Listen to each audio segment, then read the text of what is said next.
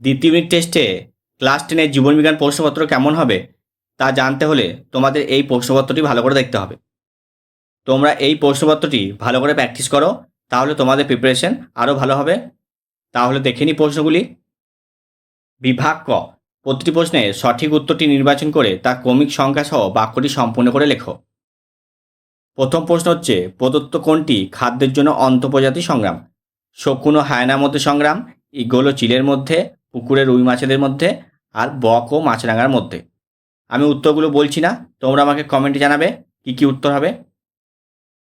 Capital A small A, capital B small B জিনোটাইপযুক্ত জীব যে গ্যামেটগুলি তৈরি করে সেগুলো নিচে দেখে নাও, তোমরা উত্তরগুলো করবে। হিমোফিলিয়া আক্রান্ত পিতা এবং স্বাভাবিক মাতা স্বাভাবিক পুত্র সন্তান জন্মানোর সম্ভাবনা কত?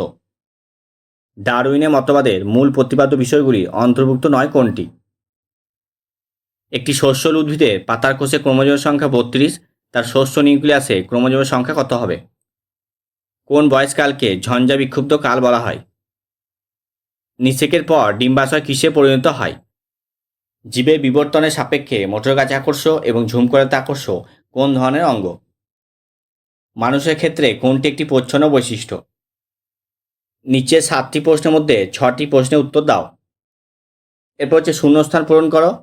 পুংকেশর পরিণত হওয়ার আগে কেটে বাদ দেওয়াকে ড্যাশ বলা হয়। পটকার অগ্রপ্রকোষ্ঠে ড্যাশ গ্রন্থি থাকে। এরপর হচ্ছে সত্য মিথ্যা। মানুষের পৌষ্টিকতন্ত্রের সঙ্গে যুক্ত একটি নিষ্ক্রিয় অঙ্গ হলো কক্সিস। সমস্ত ধরনের ব্যাক ক্রস মাত্রই টেস্ট ক্রস। এরপর তোমাদের হচ্ছে এ স্তম্ভের সাথে বি স্তম্ভ মেলাতে হবে। তোমরা যদি এই কোশ্চেন পেপারের পিডিএফ চাও, তোমরা কমেন্টে লেখো, আমি তোমাদের পাঠিয়ে দেবো। একটি শব্দে বা একটি বাক্যে উত্তর দাও। যৌন জনন যদি গ্যামেট হয়, অযৌন জনন কী হবে?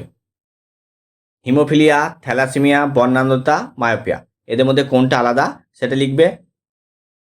এরপর হচ্ছে বিভাগ গ, মেন্ডেল তার বংশগতি সংক্রান্ত পরীক্ষার জন্য মোটর গাছ নির্বাচন করেছিলেন কেন?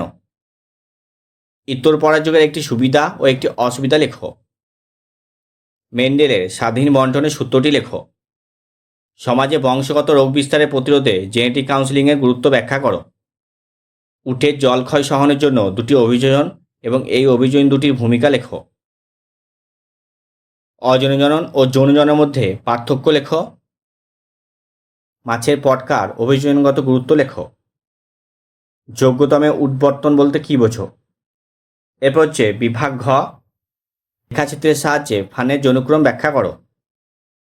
অনুবিস্তরণ পদ্ধতিটি কিভাবে হয় লেখো। জননের গুরুত্ব লেখো।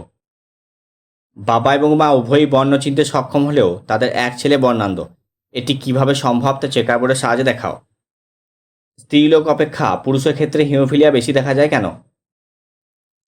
অথবা একটি বিশুদ্ধ কালো রঙের কর্কশ লোমযুক্ত গিনিপিগের সঙ্গে একটি বিশুদ্ধ সাদা রঙের মসৃণ লোমযুক্ত গিনিপিগের সংকরণ ঘটালে F2 জনুতে কত ধরনের জিনোটাইপ পাওয়া যাবে চেকার বোর্ডের সাহায্যে দেখাও।